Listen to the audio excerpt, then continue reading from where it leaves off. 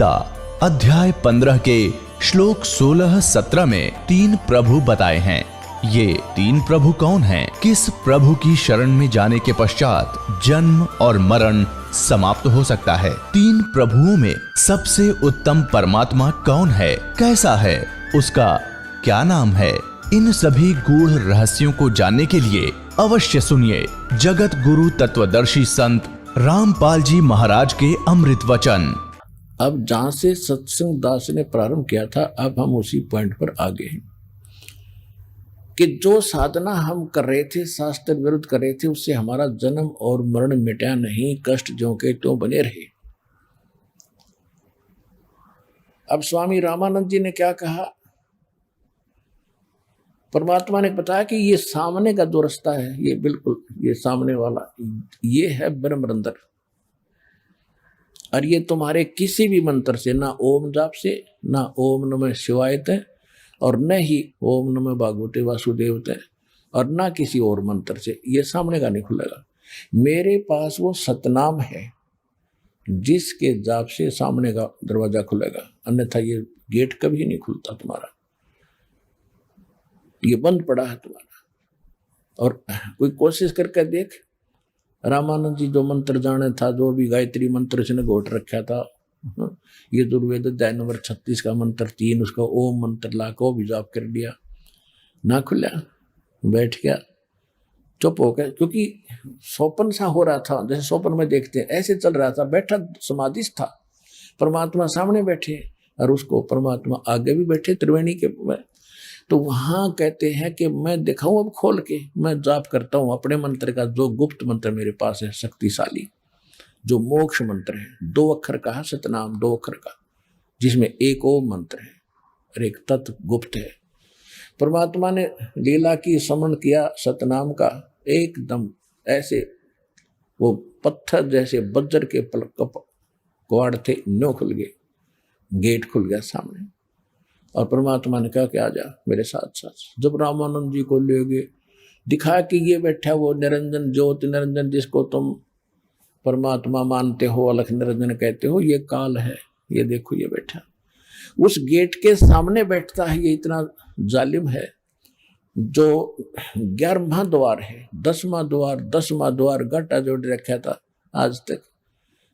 10वां तो काल के जाल में रहता है, और 11वां भी पार नहीं करता, 12वां द्वार पार करेगा, 12वें से पार होकर हम सतलोक जाएंगे। ये मधु परमहंस है रांजड़ी में, फौजी साहब है, और उसने कितब परमात्मा की वाणी पढ़ ली, 11वीं खिड़की है। वो 11वीं खिड़की में हल्दी की गांठ से पंसारी बन गया, वो कहे मेरे पास जो वस्तु है किसी के पास नहीं धरती पर। क्या है उसके पास? मंत्र क्या देता? सतनाम और सतगुरु, यो तो उसका मंत्र है। और फिर कान में ना को वो भी ना करता, सुनता नो कर दे है। वो साधक दीक्षा लेने वाला कहता महाराज जी को सुना नहीं, कहते ये सुनन का नहीं, ये कहने का भी नहीं, अंदर तरफ ताकत डाल दी, सार शब्द है, आदि शब्द है। और उसने पाएगी कि 10 पढ़ दी, परमात्मा की वाणी को समझना बालकों का खेल है। 11वीं खिड़की, 11वां द्वार, 11वां तो इस काल के लोक से पार करेंगे, 11वां जाएगा अक्षर पुरुष के लोक में प्रवेश कर जाएगा, 11वां फिर भी पार नहीं हुए।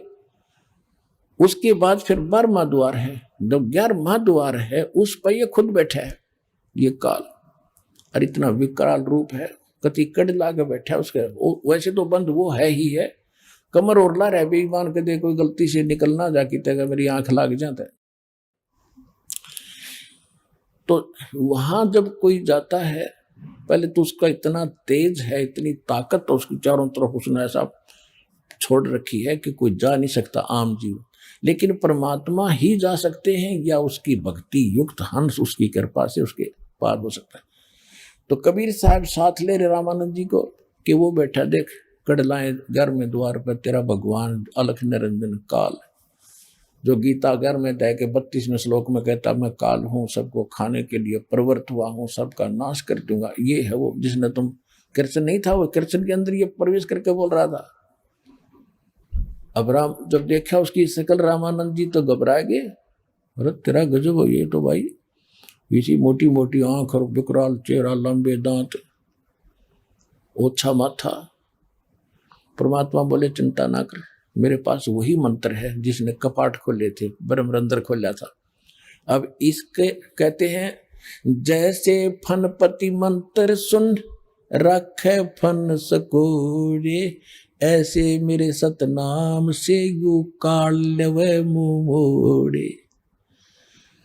कबीर साहब कहते हैं जैसे फनपति यानी सर्प ने ऐसे फन उठा रखा हो डसने के लिए, और जैसे उसको मंत्र बोल देता है गारडू, एक मंत्र बोल देता है तो विवश हो जाता है, फन को नीचे करके भागने की सोचता सर्प। इसी प्रकार मेरे पास इस काल रूपी इस सर्प को बस करने का, इसकी गर्दन नीचे करने का एक सतनाम है। जब कहते हैं जैसे फनपति मंत्र सुन रखे फन सकूड़े, ऐसे मेरे सतनाम से ये काल लवे मुंह मोड़े।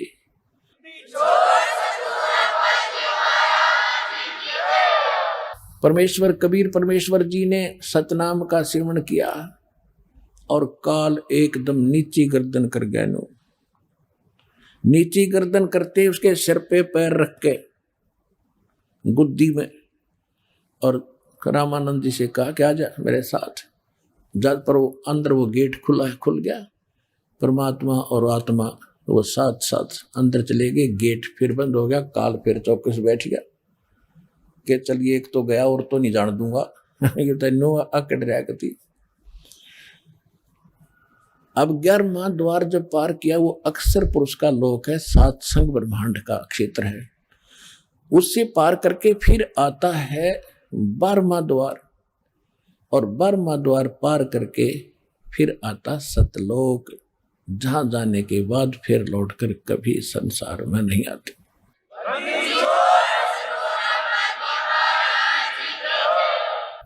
वहां परमात्मा ने सारी अपनी लीला दिखाई, सतलोक दिखाया है। पुण्यात्माओं जब उसकी सारा वर्णन कर दिया तो आपके मुंह में पानी आ जाए, ऐसी बढ़िया मेवा है, ऐसी बढ़िया व्यवस्था है, लेकिन अभी आपसे भक्ति भी तो करानी है, भक्ति करा के फिर ले चलेंगे। तो वहां जब पहुंचे, वहां पर सारा शोभा देखी, इतना सुंदर वातावरण, ना गर्मी है ना सर्दी है, सुंदर तेजों में शरीर है, तेजों में एकदम 16 सूर्य जितना प्रकाश रामानंद जी के शरीर का हो गया, तो वहां शरीर मिला उसको। और परमात्मा कबीर जी जिन उस छोटे बालक के रूप में उनके साथ जा रहे थे, वहां दूसरे रूप में देखा है गुम्मट के अंदर बहुत बड़े गुम्मट यानी परमात्मा बैठे हैं उसमें, और सिंहासन पर विराजमान है, सुंदर सिंहासन, हीरे पन्ने जड़े हुए, सिर पर मुकुट है मालिक के, एक रोम में बाल में करोड़ सूर्य मिला दे, करोड़ चंद्रमा, कितनी रोशनी। तो छोटे बालक वहां शरीर लंबे लंबे हो जाते हैं, जाते ही अच्छे लंबे सुंदर लगते हैं वो लंबे शरीर। तो वहां पर एक चंवर रखा था, जैसे सफेद सफेद बाल से वाला चंवर यहाँ करते हैं बच्चे, वो चंवर उठाया परमात्मा कबीर जी ने, और तेजों में शरीर के ऊपर चंवर करने लगे सिर पे। रामानंद जी ने सोचा भगवान ये है, और कबीर जी इनके कोई नौकर नाकर यहाँ के कोई गण गए होंगे, ये कोई यहाँ के देव होंगे इस लोक के। इतने में तेजों में शरीर खड़ा हुआ, 5 वर्ष का बालक बैठ गया उस अनंत कोट ब्रह्मांड के कंट्रोलर के सिंहासन पर, और चंवर वो तेजों में शरीर खड़ा खड़ा यानी दूसरे रूप अपना ही डबल रोल करते हुए चंवर करने लगे। रामानंद जी सोच रहे हैं ये क्या हुआ भाई, ये कबीर बैठ गया गद्दी पर, भगवान जिसको मालिक समझ रहा था मैं ये चंवर कर। इतने में वो तेजों में जो बड़ा शरीर था और चंवर अपने आप घूम रहा है सिर पे। जब देखा रामानंद जी ने को तेरा गजब हो यो तो भगवान स्वयं यही तो है मालिक। चरणों में गिर गए, वहीं पर परमात्मा बोले सुन रामानंद, मैं हूं वो परमात्मा, और जो मुझे यहाँ देख लेगा वो मुझे भगवान मानेगा, और संसार तो मुझे धानक दुला ही जानता है। अब आप वापस जाइए एकदम ऐसा किया था, एकदम वापस आया रामानंद की आत्मा, ऐसे फड़क के उठा। अब सामने परमात्मा बैठे। अगर ये स्वप्न न सोचता, कबीर जी सामने ना होते, तेने सोचा मैंने स्वप्न आ गया होगा बैठे बैठे ने। आज जो सामने दिखा, ओए होए, वही बच्चा फिर सामने आ बैठे, चरणों में गिर गए। 104 वर्ष का विद्वान पुरुष, दुनिया महिमा करे उसकी, इस जैसा विद्वान नहीं, इस जैसा ज्ञानी नहीं, चरणों में पड़ गया 5 वर्ष के धानक के बालक के। और क्या कहा, दो ठोर है एक तू, भया एक से दो, गरीबदास हम कारणे तुम आए हो मगजो। बोलत रामानंद जी सुनो कबीर करतारे, गरीबदास सब रूप में तुम ही बोलन हारे। तुम साहेब तुम संत हो, तुम सतगुरु तुम हंस, गरीबदास तेरे रूप बिना और न दूजा अंश। तो पुण्यात्माओं, आंखों देखा रामानंद जी ने बताया कि आप परमात्मा हो, दोनों जगह आप ही काम करते हो। ऐसे गरीबदास जी को परमात्मा लेकर गए थे 10 वर्ष के बालक को, जब छुड़ानी में जन्मे थे ये। उन्होंने वापस आकर के क्या कहा था, हम सुल्तानी नानक तारे दादू को उपदेश दिया, जात जुलाहा भेद न पाया वो काशी माहे कबीर हुआ। हु कबीर, कौन सा कबीर है वो कि अनंत कोट ब्रह्मांड का एक रति नहीं भार, सतगुरु पुरुष कबीर है ये कुल के सर्जनहार। वो कौन कबीर है, हम सुल्तानी नानक तारे दादू को उपदेश दिया, जात दुलाहा भेद न पाया वो काशी माहे कबीर हुआ। ये है वो धानक रूप रहा करता। नानक साहब क्या कहते हैं, गुरु ग्रंथ साहिब के अंदर लिखा है, महिला पहला की वाणी में पृष्ठ नंबर 24 पर, तेरा एक नाम तारे संसार। तेरा यो सतनाम और जो सार नाम है, तेरा एक नाम तारे संसार में एहो आस एहो आधार। और फाई सूरत मुलुक की वेश, ए ठगवाड़ा ठगी देश, खरा सियाणा भोता भारी धानक रूप रहा करता। ये 24 नंबर पृष्ठ पे ये वाणी लिखे तो दास बोलकर सुना रहा।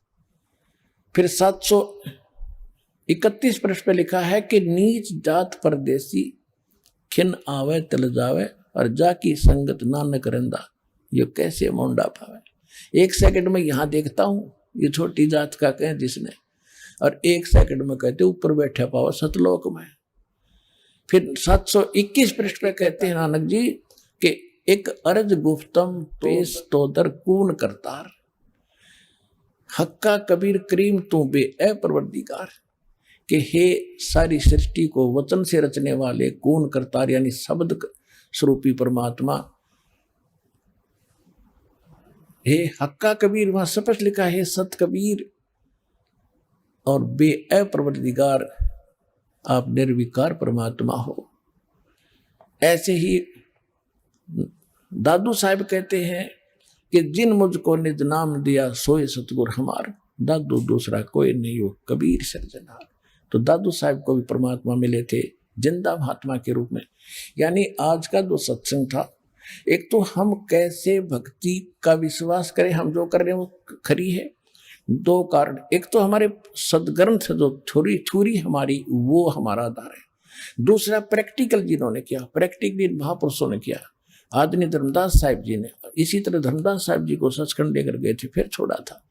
ऐसे आदरणीय रामानंद जी को, आदरणीय दादू साहिब को, आदरणीय मुल्कदास साहिब जी को, आदरणीय नानक साहिब जी को, आदरणीय गरीबदास साहिब जी को, आदरणीय गीसादास साहिब जी को, इन सब महापुरुषों ने प्रैक्टिकल देखा मालिक को, और वही जाप किया है इन्होंने वापस जाने के लिए सतलोक में। जो दास आपको दे रहा है वो उसी से आपका मोक्ष होगा।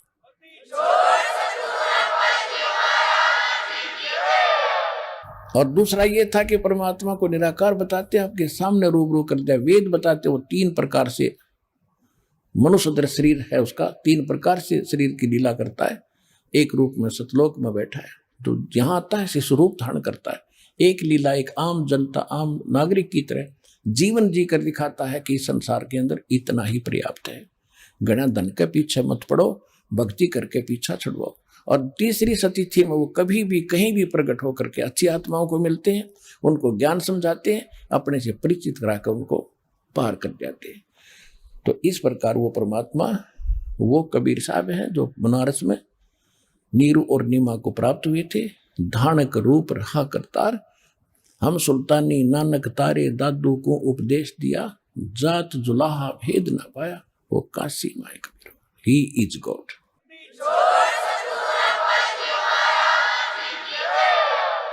परम पिता परमात्मा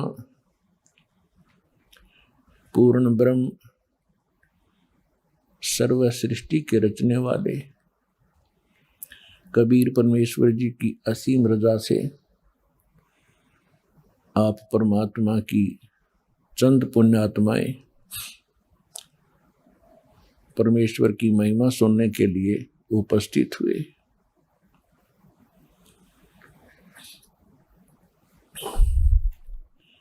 सत्संग में आने से जीव को पता चलता है कि ये मानव शरीर किस लिए हमें प्राप्त हुआ था। मात पिता मिल जाएंगे 184 माँ, सतगुरु सेवा और बंदगी भाई फेर मिलन की ना। परमात्मा हमें याद दिलाते हैं कि ये भोले प्राणी, माता पिता संतान संपत्ति परिवार तो तुझे माता पिता संतान कहते ये अन्य प्राणियों के शरीरों में भी प्राप्त हो जाएगी, क्योंकि हमने अपने मनुष्य जीवन का उद्देश्य इतना ही मान रखा है। जब तक हम सत्संग नहीं सुनते, यथार्थ ज्ञान हमें प्राप्त नहीं होता, हम अपने कुटुंब और माता पिता इस परिवार के ही सभी परंपराओं में मर्यादाओं में अपना निर्वाह करके इनका पालन करके बड़े गर्व की बात समझते रहे। तो परमात्मा याद दिलाते हैं कि ये माता पिता तो आपको पशु बनोगे, पक्षी बनोगे, कुत्ते बनोगे, वहां माता पिता मिलेंगे, गधे बनोगे, वहां भी माता पिता मिल जाएंगे,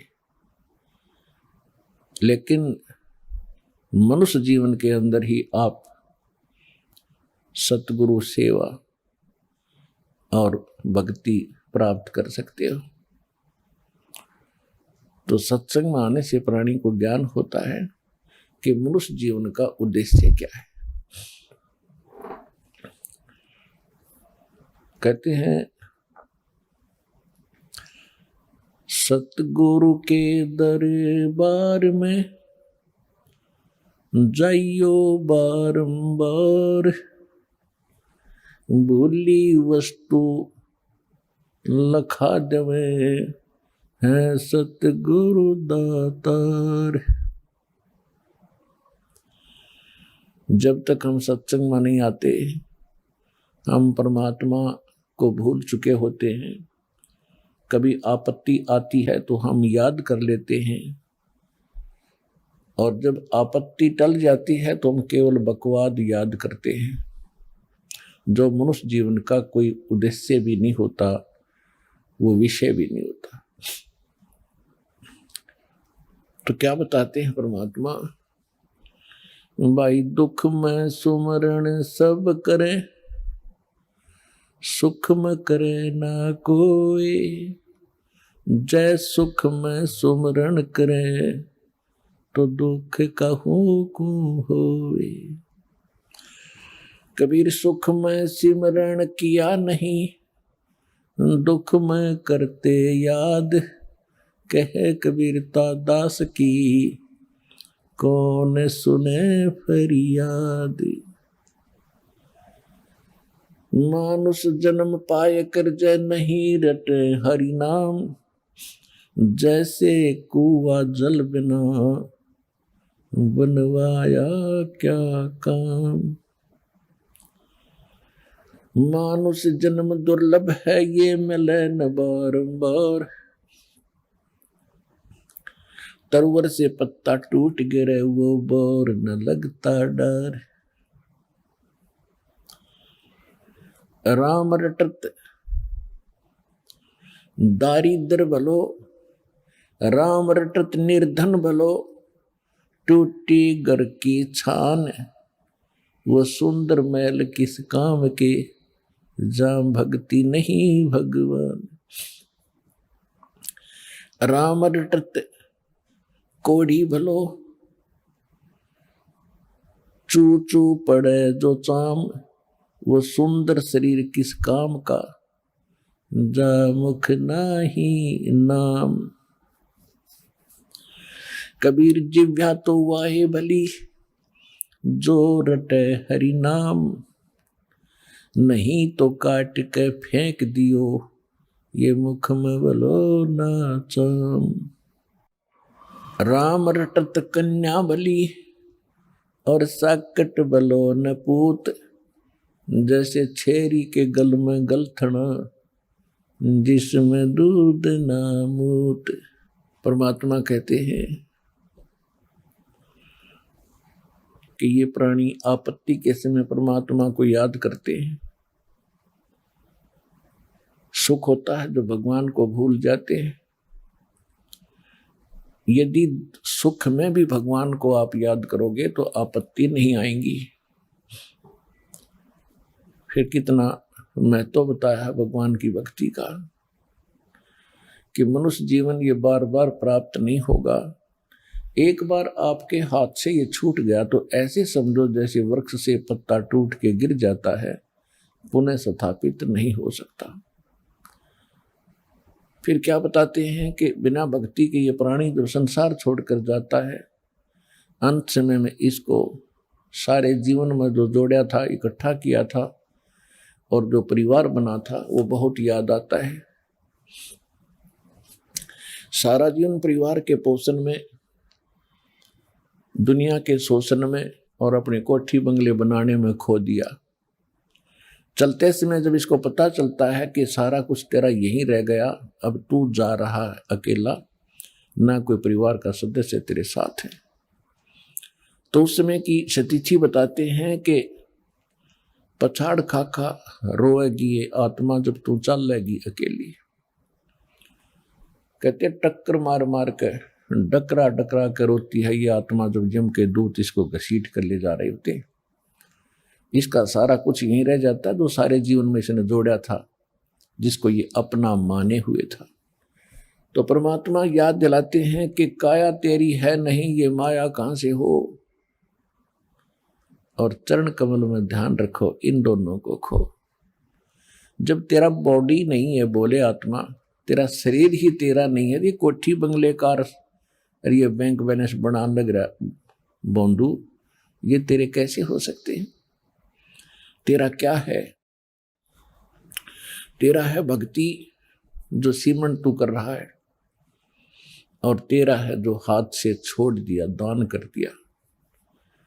दान भी कहते हैं सुपात्र को करे, गलत स्थान पर किया हुआ दान भी व्यर्थ होता है। गुरु बिन माला फेरते, गुरु बिन देते दान। गुरु बिन दोनों निष्फल हैं, चाहे पूछो वेद पुराण। परमात्मा कहते हैं चिड़ी चोंच भर ले गई, नदी न गट्यो नीर। दान दिए धन घटे नहीं, यूं कह रहे साहेब कबीर। देते को हर देत है जहां तहां से आन। अण देवा मांगत फिरो, फिर साहेब सुने ना कान। परमात्मा कहते हैं धर्म तो दसके नहीं, ये दसके तीनों लोग। खैरायत में खैर है, भाई कीजिए आत्मपोख।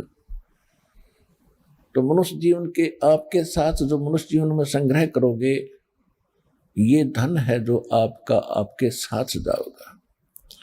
कबीर सब जग निर्धना, धनवंता ना कोय, धनवंता सो जानियो जिस पर राम नाम धन होवे।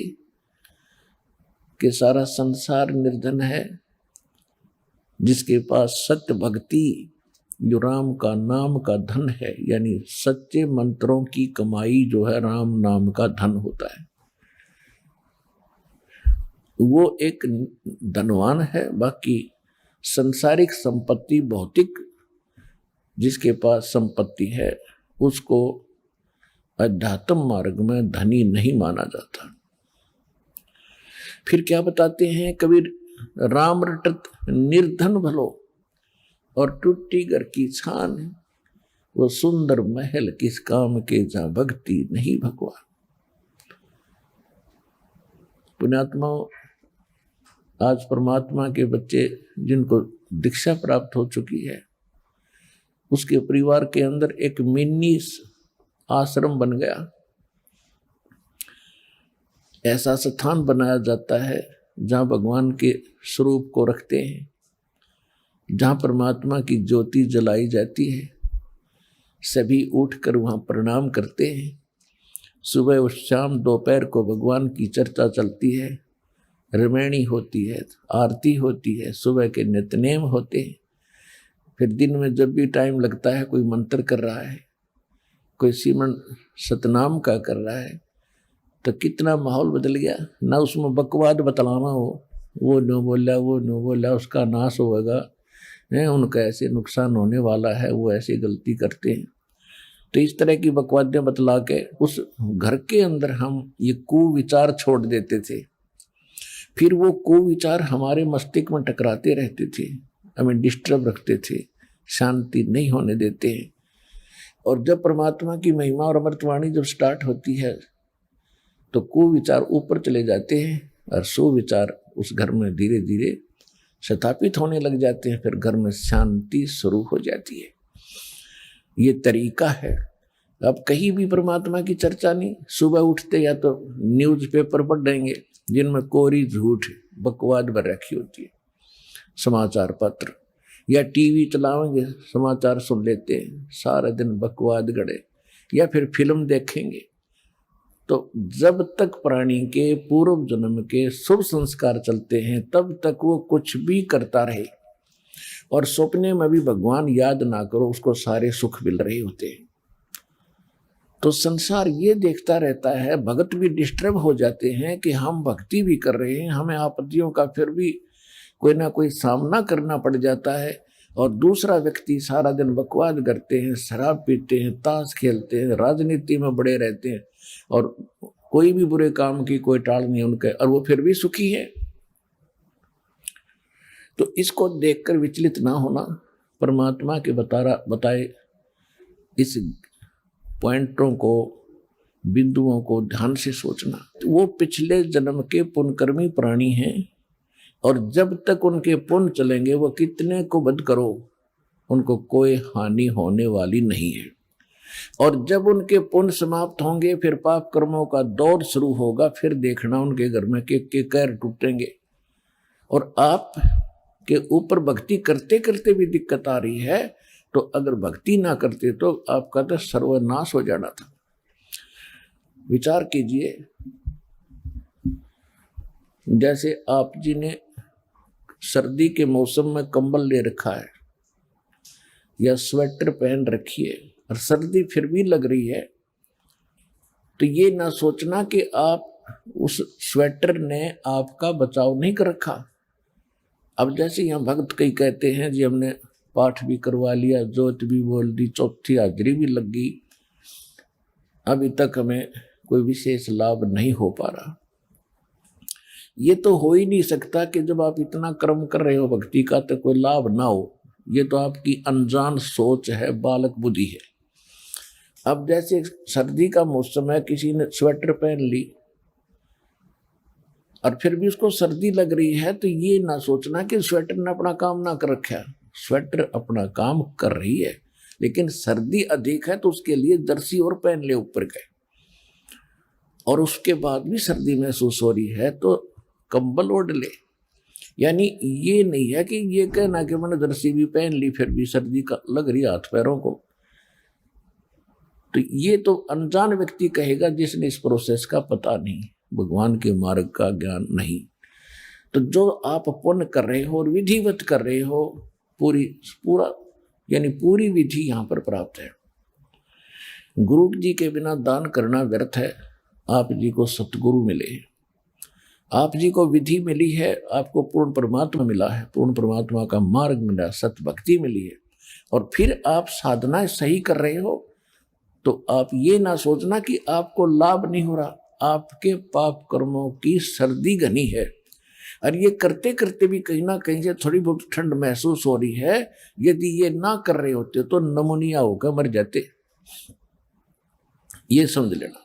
तो इस तरह आप जी ने अपने इस भक्ति सफर को डिस्टर्ब नहीं होने देना, जो मार्ग बता दिया इस पर चलते रहना, घर पहुंच जाओगे, सारे सुख होंगे, यानी अपने सतलोक चले जाओगे और यहां भी राहत बहुत मिलेगी।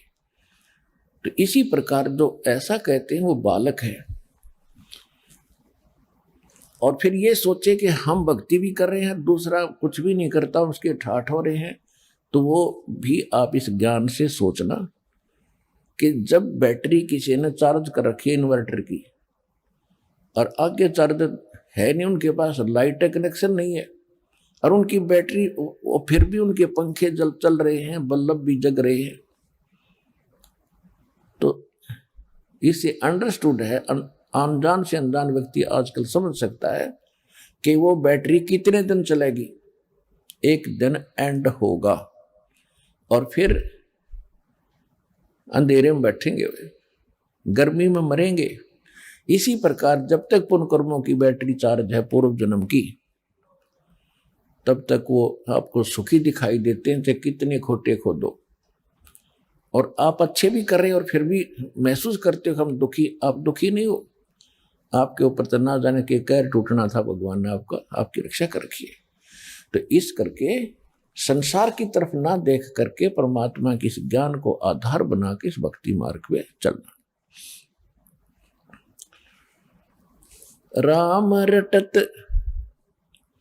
कोढ़ी भलो, चू चू पड़े जो चाम, ये सुंदर शरीर किस काम का, जा मुख नाही नाम। कहते हैं चाहे कितना बीमार व्यक्ति हो, रोगी हो, कोट भी लगा हो, यदि वो भक्ति करता है, सत्य भक्ति करता है, तो उसका रोग भी ठीक होगा, उसको मोक्ष भी मिलेगा। और जो सुंदर शरीर है, सारा दिन इसे के अपने देख रेख में इसी के गर्व करते हैं और भक्ति करते नहीं, कहते वो सुंदर शरीर किस काम का, जा मुख नाही नाम। फिर कहते राम रटत कन्या भली, और साकट भलो न पूत, बकरी के गल में गलथड़ा, जिसमें दूध न मूत। क्योंकि हमारे समाज में पुत्र को ज्यादा महत्व दिया जाता रहा है बिना ज्ञान के। वैसे पुत्र और पुत्री में हमें कोई भेद नहीं होना चाहिए, सब परमात्मा की आत्माएं हैं, अपने अपने संस्कार सब साथ लेकर आते हैं।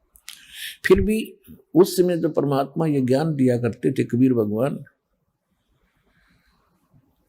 तो उस समय क्या कहा करते कि बेटी सत्संग में नहीं जाएगी, बेटे बेशक चले जाओ।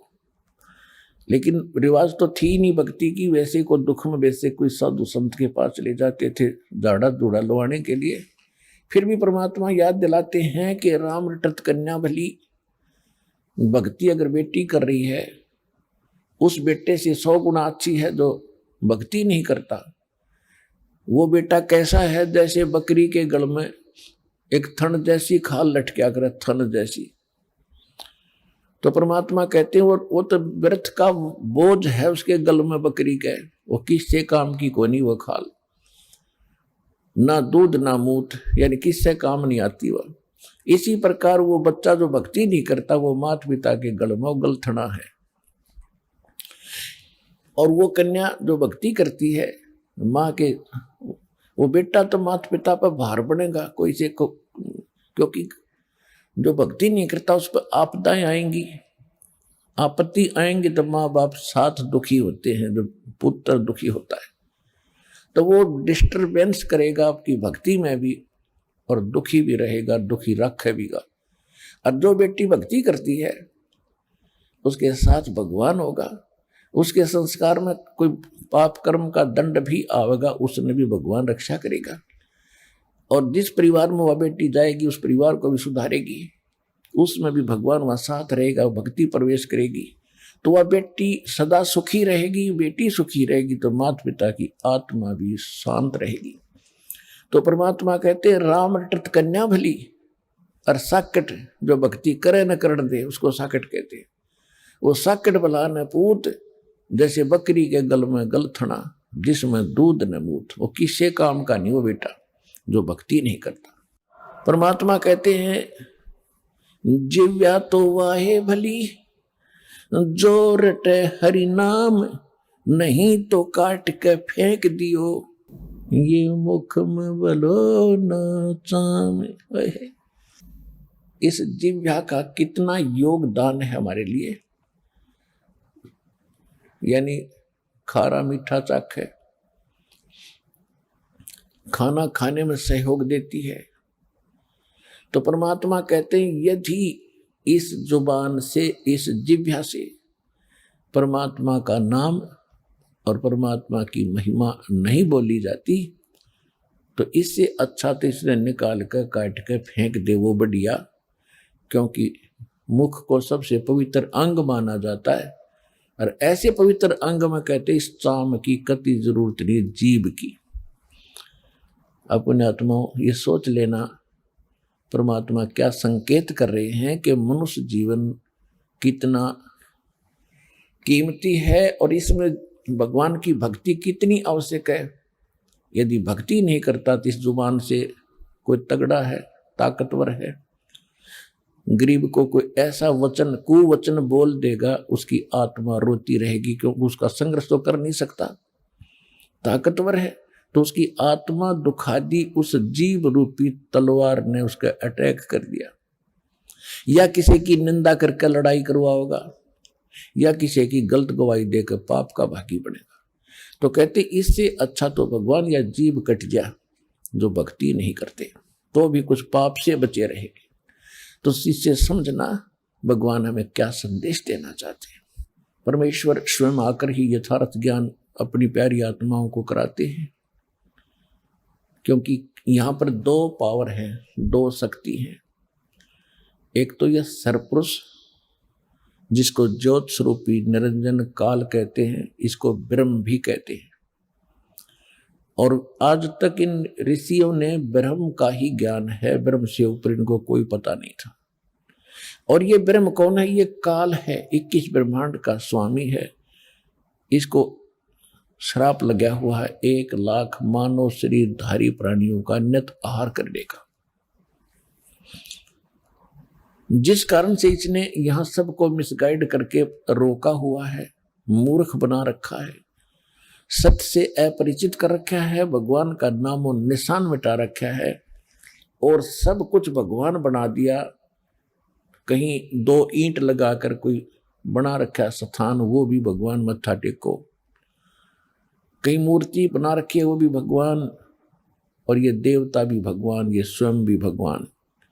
इनमें से कोई सा भी परमात्मा नहीं है। 21 ब्रह्मांड के अंदर जितने देव हैं ये परमात्मा नहीं है।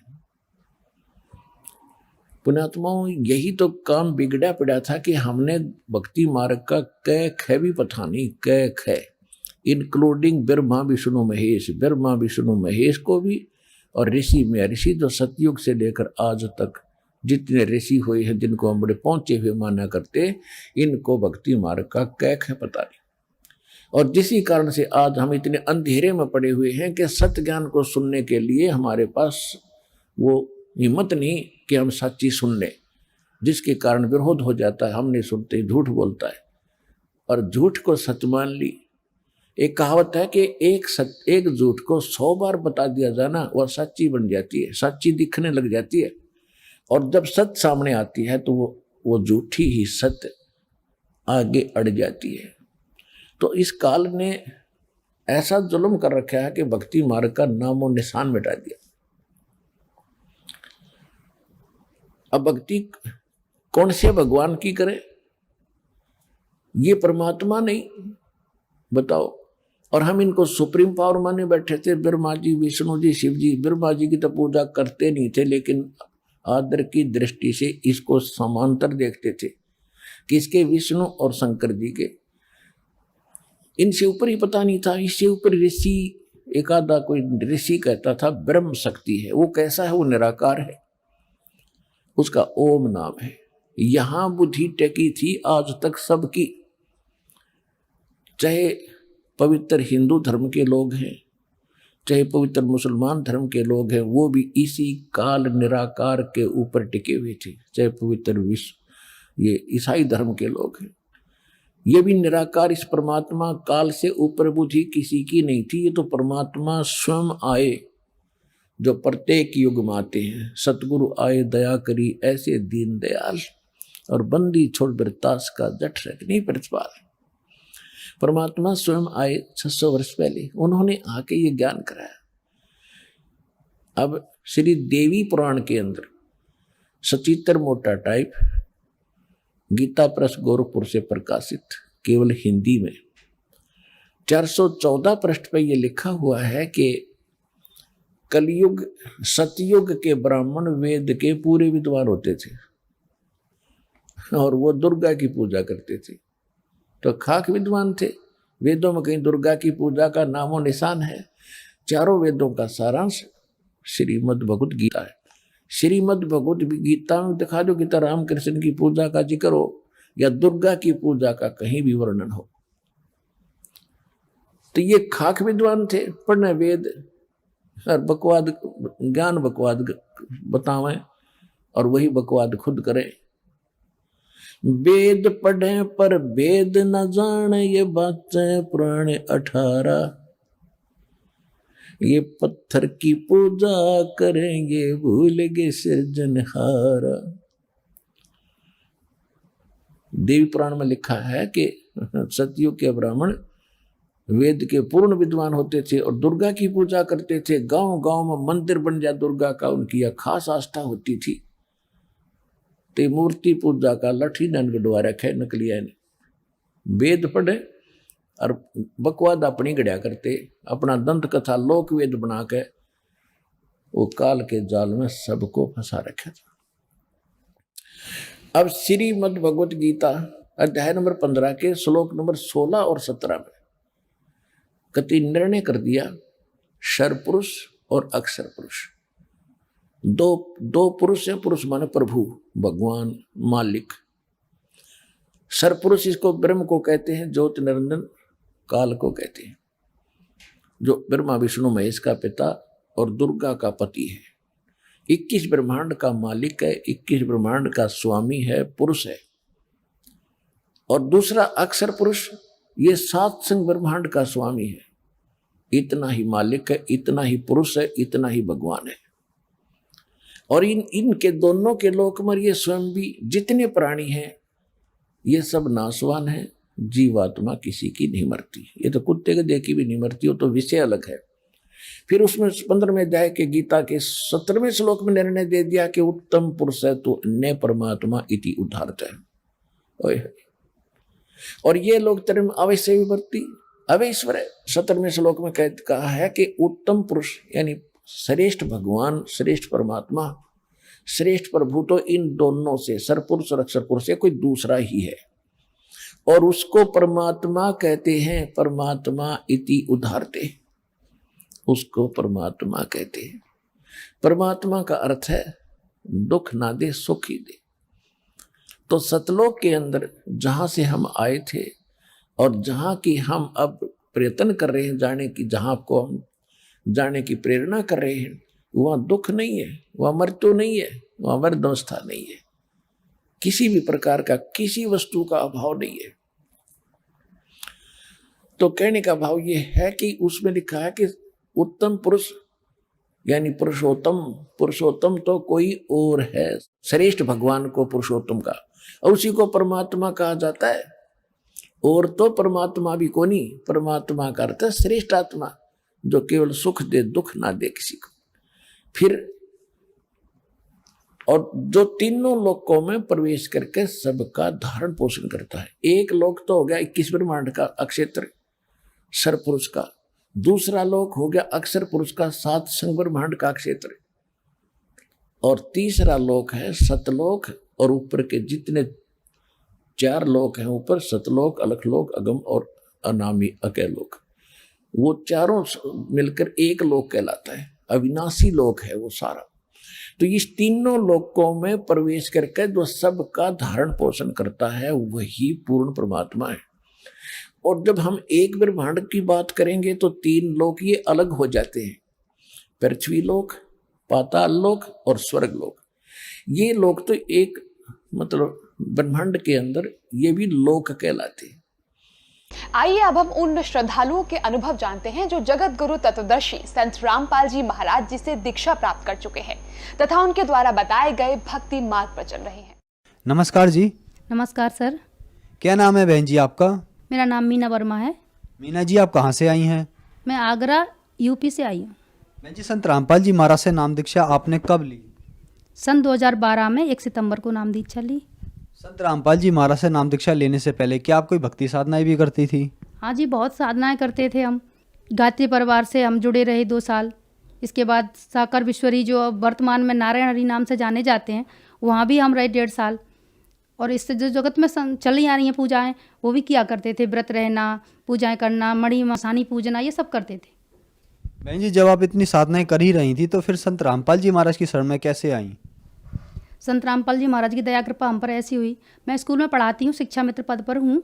मेरे साथ सहायक अध्यापक संत रामपाल जी महाराज की शिष्या, वो मेरे साथ पढ़ाती थी। वो संत रामपाल जी महाराज के सत्संग दोपहर में इंटरवल के टाइम में सुना करती थी और दोपहर की आरती भी सुनती थी, असुर निकंदन। तो मैं उनके पास बैठती, मुझे बड़ा अच्छा लगता। तो मैंने मैडम से कहा, मैडम आप ये आरती हमें लिखवा दीजिए। कि नहीं, हम ऐसे तो नहीं लिखवा सकते। तो मैम, जिस दिन मैं नहीं सुनती हूँ, आप नहीं आते, तो मुझे घर पे बहुत सारी प्रेत आत्माएं दिखती हैं, और ये गणेश जी, पार्वती, शंकर जी, दुर्गे माँ, ये सभी मेरे पीछे पीछे भागते हैं, फरसा लेकर के, तलवार लेकर के। और मैं भागती हूँ, बहुत तेज़ दौड़ती हूँ, कभी पहाड़ों पे, कभी पानी में भागती हुई जाती हूँ। तो फिर मुझे ज्ञान गंगा दी। ज्ञान गंगा के देने के बाद वो पढ़ी, मैंने बहुत अच्छा ज्ञान लगा इसमें। पहले तो मुझे बहुत बुरा लगा कि इसमें देवी देवताओं के बारे में ऐसा लिखा है, पर वो पढ़ते गए तो अच्छा लगा। पर उन्होंने मुझे कैसेट ला के दी, लैपटॉप पे सुनती थी मैं। तो मेरे ज्ञान समझ में आ गया। अंदर अंदर से परमात्मा से प्रार्थना करते रहे, हे परमात्मा, ये ज्ञान तो बहुत अच्छा है। और मैं साकर विश्वरी में जाया करती थी, वहाँ भी बताया करते थे वो कि परमात्मा एक है, वो यहाँ भी है, वहाँ भी है, सर्वत्र वही अपनी सत्ता संभाले हुए है। और मेरे पति जो व्यसन करते थे, बहुत ज़्यादा बियर पीना, तम्बाकू खाना, बहुत ज़्यादा लड़ाई झगड़े करना, मैं पूछती क्यों लेट आए, तो मुझे पिटाई लगाते थे। इतनी ज़्यादा पिटाई लगाते थे, मेरा चेहरा पूरा सूज जाता था। तो मैं बहुत रोती थी। मैं इतने पूजा पाठ करती हूँ, फिर भी मेरे पति की ना तो कोई अमाल छूट रही और ना ही लड़ाई झगड़ा बंद हो रहा। मात्र पूछने मात्र से ये मारपीट करते हैं। तो परमात्मा से प्रार्थना करती रहती, परमात्मा आपका ज्ञान समझ में आ गया है, हे संत रामपाल जी महाराज, मुझ पर इतनी दया करो कि मेरे पति भी इस ज्ञान को समझ लें और वो भी भक्ति करने लगें, सात्विक जीवन जीने लगें। तो ऐसे करते करते एक दिन मैं सत्संग से आई, लौट के साकर विश्वरी में जाया करती थी संडे के दिन। तो जब घर पे आई तो रास्ते में साकर विश्वरी से प्रार्थना कर रही थी, इनका फ़ोन आ गया। उन्होंने सुबह ही पी लिया ऐसा लग रहा है, तो वो पिटाई ना करें। उन्होंने आते ही मुझ में एक थप्पड़ दे दिया। फिर मैंने कहा, हे संत रामपाल जी महाराज, मेरी रक्षा तो की नहीं साकर विश्वरी ने, मुझे बस प्रमाण दे दीजिए आप पूर्ण परमात्मा हो। मैंने मात्र पुकारा ही था और इनका हाथ ऐसे रुक गया और मुझ में थप्पड़ नहीं दिया। मुझे विश्वास उसी समय हो गया कि संत रामपाल जी महाराज पूर्ण परमात्मा हैं और ये पूरी शक्ति हैं। फिर ये गाली गलौज कर रहे थे, हे परमात्मा दया करो, इनका मुंह बंद हो जाए, ये ऐसे गंदे शब्द ना बोलें। परमात्मा ने उनका मुंह भी बंद कर दिया और ये घर से कहीं चले गए। भरोसा हो गया था पूरा, परमात्मा ये अब कुछ गलत शब्द नहीं बोलेंगे और ना ही अब कुछ गलत करेंगे। कह के गए थे मैं अब आऊँगा नहीं लौट के, पर मुझे भरोसा था संत रामपाल जी महाराज पर कि ये लौट कर आएंगे। तो मैं ऐसे रो रही थी, हे परमात्मा संत रामपाल जी महाराज, अब कैसे आऊँ आपके यहाँ? आपकी कैसेट सुनती हूँ तो ये लैपटॉप बंद कर देते हैं, कहते हैं यहाँ पर नहीं बजाओगी, और आपका नाम लेती हूँ तो कहते हैं कि वहाँ नहीं जाओगी। अब मैं आपके यहाँ कैसे आऊँ? तो ऐसे ही मैं रो रही थी तो परमात्मा सामने मेरे घर में ही मैं लेटी थी, वो एक विंडो है खुली हुई है, वहाँ पे गुरुजी मुझे दिखाई दिए, धोती कुर्ता पहने हुए और गले में सापा डाले। तो मैंने, गुरुजी आप मेरे घर पर? परमात्मा को देख के मैं बैठ गई और ऐसे हाथ जोड़ लिए कि हाँ बेटा मैं तेरे पास आया हूँ। तो मैं रोने लगी बड़ी तेज़ तेज़, हे परमात्मा अब मैं आपके यहाँ कैसे आऊँ? बरवाला में मेरे पति तो मना करते हैं कि बेटा ये राम शरण बहुत अच्छा है, तो मैं मेरे यहाँ पे लेकर आएगा, ये भक्ति कर तुझे करवाएगा, खुद भी करेगा। तो मुझे विश्वास हो गया। फिर परमात्मा ने उतर के आए सीढ़ियों से और मुझे अपने सीने से लगा लिया। मैं पूरा परमात्मा में समा गई थी। इतना तेजोमय संत रामपाल जी महाराज चमक रहे थे कि यहाँ पे मैं कोई प्रकाश नहीं बता सकती। ट्यूबलाइट जलती है इस तरह की बहुत सारा प्रकाश था। अब विश्वास हो गया कि परमात्मा आए हैं और उन्होंने कह दिया भक्ति करेंगे। सतलोक आश्रम बरवाला में चली गई और मेरे पति मेरे साथ गए। बोलते गए कि मैं तो सुधरूंगा नहीं, तुम ले तो जा रही हो, पर मुझे विश्वास था परमात्मा जरूर सुधार देंगे। तो वहाँ चले गए। नाम दीक्षा हमने ले ली, मेरे बच्चों ने ले ली। बहन जी, क्या संत रामपाल जी महाराज से नाम दीक्षा लेने के बाद आपको कुछ लाभ भी प्राप्त हुए? बहुत भाई साहब, बहुत लाभ प्राप्त हुए मैं सर। संत रामपाल जी महाराज से नाम दीक्षा लेने के बाद मेरे पति को ये ज्ञान समझ में आ गया। वहाँ की व्यवस्था देखी, वहाँ का जो मेंटेन था, भक्तमती एक तरफ, भगत जी एक तरफ, खाने पीने की व्यवस्था बहुत अच्छी। और गुरुजी ने जो सत्संग सुनाया था उस सत्संग से प्रभावित हुए और मेरे पति देव ने भी नाम दीक्षा के लिए मन बना लिया। गुरुजी ने कहा था कि जो व्यसन करते हैं, तम्बाकू खाते हैं और शराब पीते हैं, उनके साथ आपको खाना नहीं खाना है। तो हम और बच्चे एक साथ खाना खाते थे, मेरे पति अलग खाना खाते थे। उनको यह बहुत बुरा लगता था कि अब मैं भी यहाँ से दीक्षा ले लूँगा तो आप लोग मेरे साथ खाना खाओगे? हाँ बिल्कुल खाएंगे, आप गुरुजी से दीक्षा ले लेंगे। तो मैं जब से आई नाम ले करके अपने घर, तो मेरे पति ने 8 दिन में ही बिल्कुल बियर छोड़ दी थी। बहुत घर में शांति हो गई, ऐसे सुख की गंगा सी बहने लगी मेरे घर में। और मेरी मम्मी बहुत ज़्यादा बीमार रहती थी, उन्हें 25 साल हो गए थे सांस की बीमारी को। डॉक्टर्स कहते थे आपको आजीवन दवा खानी पड़ेगी, आप ठीक नहीं होगे। जब परमात्मा के ज्ञान से प्रभावित हो गए, गुरुजी कहते सभी लोग नाम लें, सुखी हों, अपना जीवन धन्य बनाएं। तो ऐसा प्रयास रहता था, हे परमात्मा मेरे परिवार वाले, मेरे मायके वाले, ससुराल वाले सभी ये ज्ञान को समझ लें और वो भी आपकी शरण में आ जाएं। तो माँ से बोलती रहती थी, मम्मी चलो आप वहाँ। मेरी बेटी भी कहती थी, तो मेरी माँ को लगा कि ये बार बार बोलती है, मेरी बेटी लाओ ले लेते हैं नाम दीक्षा। तो मन बना लिया था उन्होंने कि मैं जाऊँगी, अब की बार तुम जाओगी सतलोक बरवाला आश्रम में तो मुझे ले चलना। तो इतना उनको बोलने मात्र से उनको दवा नहीं खानी पड़ी। पूरे रात भर हम चले ट्रेन में, वहाँ भी कोई दिक्कत नहीं हुई। आश्रम में पहुँच गई, मेरी मम्मी को दवा नहीं खानी पड़ी। मेरी मम्मी ने नाम दीक्षा ले ली। नाम दीक्षा लेने के बाद गुरुजी ने घर पर दर्शन दिए और कहा कि बेटा इस दवाइयों को फेंक दो, इनकी तुम्हें अब ज़रूरत नहीं पड़ेगी। माँ ने मुझे फ़ोन करके बताया घर पे आने के बाद कि जब से दीक्षा लेकर आए हैं तब से मुझे गुरुजी ने दर्शन दिया और ऐसा बोला है, हाँ मम्मी दवा फेंक दो, आप गुरुजी ने कहा। तो मेरी माँ ने दवा फेंक दी और मेरी माँ संत रामपाल जी महाराज की दया कृपा से मेरी माँ की 25 साल पुरानी सांस की बीमारी ठीक हो गई और वो घर का सारा काम कर लेती हैं जो बिल्कुल नहीं कर पाती थी। मेरी बड़ी दीदी के पित्त की थैली पूरी पथरी से भरी हुई थी, तो मैं उनसे बोलती रहती, दीदी आप संत रामपाल जी महाराज से आप दीक्षा ले लें और उनके ज्ञान को समझें, आपकी सारी बीमारियां ठीक हो जाएंगी, सबकी बीमारी ठीक कर रहे हैं। तो बार बार बोलने से दीदी के मन में तो आ गया। जब डॉक्टर ने कहा आपका ऑपरेशन होगा, बिना ऑपरेशन के ये पथरी ठीक नहीं होती है और पूरी थैली आपकी भरी हुई है, दीदी बहुत घबरा गई कि मैं ऑपरेशन नहीं कराऊंगी। तो उनको नाम भी याद नहीं रहा था संत रामपाल जी महाराज। हे मीना के गुरुजी, मैं आपसे दीक्षा ले लूँगी पर मेरा ऑपरेशन ना हो। तो ऐसा बोलने के बाद हॉस्पिटल में गई और उन्होंने चेकअप कराया। तो डॉक्टर ने कहा कि मेरे जीवन का ये पहला केस है कि बिना ऑपरेशन के पित्त की थैली खाली हो चुकी है, ये तो चमत्कार है, ऐसा कैसे हुआ। तो दीदी को अंदर से विश्वास बढ़ गया कि मीना के गुरुजी ने मेरे पर दया कर दी है और मैं इसीलिए ठीक हो गई हूँ। और रो रही थी कि मैं शंकर जी की इतनी पूजा करती थी, कुछ दया नहीं करी। शंकर जी ने उन्होंने दर्शन दिए और कहा कि मेरे बस की बात नहीं है कि मैं तुम्हारी बीमारी काट देता, तो फिर आप पूजा क्यों करवा रहे थे। तो बस इतना बोले और शंकर जी उन्हें दिखाई देना बंद हो गए। फिर मेरी दीदी ऐसे गुरुजी से अंदर अंदर से बात करती रही, हे मीना के गुरुजी अब मुझे दर्शन दे दो, दया करो। तो उनको दर्शन दिए। मेरी दीदी ने प्रणाम किया उनको हाथ जोड़कर। तो प्रकाश आ रहा था पर गुरुजी का सिंहासन पीछे हट रहा था। संत रामपाल जी महाराज और कबीर साहब उन्हें दिख रहे थे, वो सिंहासन पीछे जा रहा था। पर उन्हें विश्वास हो गया और उन्होंने मेरे से फ़ोन पर बात करने के लिए जिया जी से बोल दिया। हॉस्पिटल में भर्ती हो चुकी थी कि मैं इलाज कराऊंगी, दर्द बंद नहीं हो रहा है पेट का। तो डॉक्टर ने कहा पित्त की थैली तो आपकी खाली हो चुकी है पर आपकी जो सारी पथरी आहार नाल में जा चुकी है, इसलिए आपके दर्द हो रहा है। तो ये तो मैं तार डाल दूंगा। डॉक्टर ने कहा कि तार डालने से ये ठीक हो जाएंगी, सारी निकल जाएगी। तो मेरी दीदी गुरुजी से अंदर अंदर बात कर रही थी, हे परमात्मा जल्दी मुझे डिस्चार्ज करवा दो और मैं चली जाऊंगी बरवाला आश्रम मीना के साथ, वो जाएगी अब बोल रही थी। तो जीजा जी से बोलकर उन्होंने मेरे से फ़ोन करवाया और मुझे बुलाया। सारी रात सत्संग सुनती रही, पूरी रात बिल्कुल नहीं सोई। जब मैं गई थी पीली पड़ गई थी, पूरा चेहरा पीला, शरीर पीला और ना खड़े होकर चल पा रही थी। सारी रात सत्संग सुनी, थोड़ा सोती थी और सुनती ज़्यादा रहती थी। सुबह वो खुद चल करके वॉशरूम चली गई, नहा भी ली और डॉक्टर ने आकर चेकअप किया कि आप तो ठीक हो, आप जा सकते हो, डिस्चार्ज हो गया। वो घर चली गई, बस दिन में ही वो चली गई, नाम दीक्षा ले ली, वो बिल्कुल स्वस्थ हैं और ठीक है। काल भगवान उन्हें लेने आया था गेट पे से, जब वो ठीक होकर चली गई घर पे तो वो खड़ा था एक भयंकर सा व्यक्ति गेट पर। उन्होंने डर लग रहा था देख करके, हृदय कँप रहा था। तो उसने उनको उठा लिया और ऊपर ले जाने लगा। तो उन्होंने संत रामपाल जी महाराज का नाम लिया, हे संत रामपाल जी महाराज मेरी रक्षा करो, मुझे तो कोई ले जा रहा है। तो ऐसा उन्होंने पुकारा, वैसे उसने वहीं से छोड़ दिया और दीदी वापस अपने शरीर में आ गई। तो दीदी का पूरा शरीर पसीना पसीना हो गया था, यहाँ तक मल निकल गया था, इतनी भयंकर पीड़ा हुई थी उनको जब वो ले गया था निकाल के तब। पर दीदी को खूब विश्वास हो गया और वो चली गई, संत रामपाल जी महाराज से नाम दीक्षा ले ली। आज दृढ़ता से भक्ति कर रही हैं, पूरा परिवार भक्ति कर रहा है। जीजा जी का एक्सीडेंट हो गया, परमात्मा ने बचा लिया। बेटा का भी एक्सीडेंट हो गया, उसको भी बचा लिया। और बेटा बाद एक पार्क में लेटा था, पीछे सांप उनके पैर पे बैठा रहा। उस बेटा ने समझा कि मेरा दोस्त अपना हाथ रखे है, तो जब उसने फुसफुस की आवाज़ करी है तब उसने देखा पीछे क्या है, तो देखा तो सांप, डर के मारे पैर हटाया तो सांप भाग गया पर काटा नहीं। ऐसे आए दिन परमात्मा चमत्कार करते रहते हैं, दया करते रहते हैं। मेरा एक्सीडेंट हो गया था बहुत भयंकर, मैं टर्न ले रही थी, अब तो एक व्यक्ति ने नया सीखा हुआ था, उसने तेज़ गाड़ी मेरे में ठोक दी, मेरी गाड़ी टूट गई आगे से। बिल्कुल देखकर कोई नहीं कहेगा कि मैं कैसे बची, पर मैं हवा में तैरती हुई और थोड़ी दूर जा कर के नीचे गिरी। मेरी बस कमर में थोड़ा चोट लगी थी और ये कोहनी छिल गई थी, इतना ही 2-4 रुपए की दवा लेके मैं ठीक हो गई, बस पट्टी करा ली थी।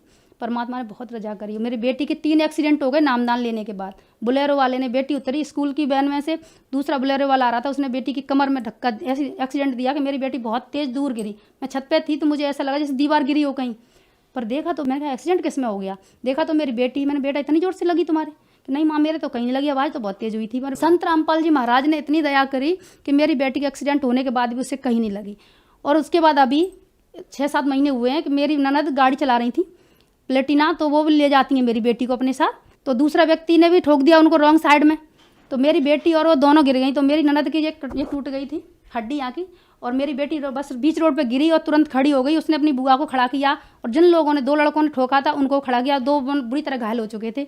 पूरे गांव वालों ने, अड़ोसी पड़ोसियों ने देखा और कहा संत रामपाल जी महाराज की शिष्य है, इसलिए खुशी के कहीं नहीं लगी।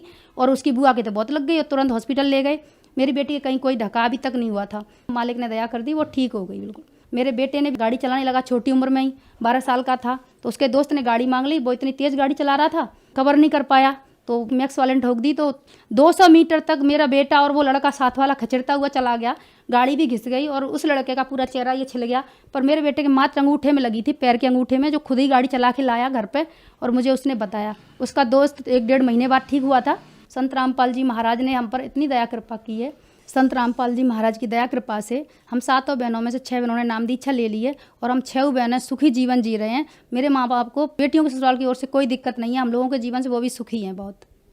बहन जी, संत रामपाल जी महाराज से नाम दीक्षा लेने के बाद आपको अद्भुत लाभ मिले, तो जो श्रद्धालु आज आपको देख रहे हैं आप उन्हें क्या कहना चाहेंगी? सर जी, मैं तो उनसे सबसे यही कहना चाहूँगी, आप पढ़े लिखे हो, आप भगवान को पाने के लिए इतने परेशान होते हो, जगह जगह जाते हो, आप संत रामपाल जी महाराज के सत्संग को सुने, उनके वचनों को सुने, यूट्यूब पर सुने, टीवी चैनलों पे कई चैनलों पे आते हैं, उनको सुने, उनसे नाम दीक्षा लें और अपना कल्याण करवाएं और सतलोक जाने का रास्ता क्लियर कर रहे हैं संत रामपाल जी महाराज। बहन जी, संत रामपाल जी महाराज से नाम दीक्षा कैसे ले सकते हैं? संत रामपाल जी महाराज से नाम दीक्षा लेने के लिए बहुत ही आसान तरीका परमात्मा ने दे दिया है। संत रामपाल जी महाराज ने, संत रामपाल जी महाराज के सत्संग कई चैनलों पे आते हैं, उनके नीचे पट्टी चलती है, उस पट्टी पर बहुत सारे नंबर चलते रहते हैं। कोई भी नंबर आप नोट करें और उन पर डायल कीजिए, फ़ोन कीजिए, वो आपको नज़दीकी नामदान केंद्र का पता बता देंगे। वहाँ पर जाकर आप संत रामपाल जी महाराज से नाम दीक्षा प्राप्त कर सकते हैं। धन्यवाद जी। सत साहिब।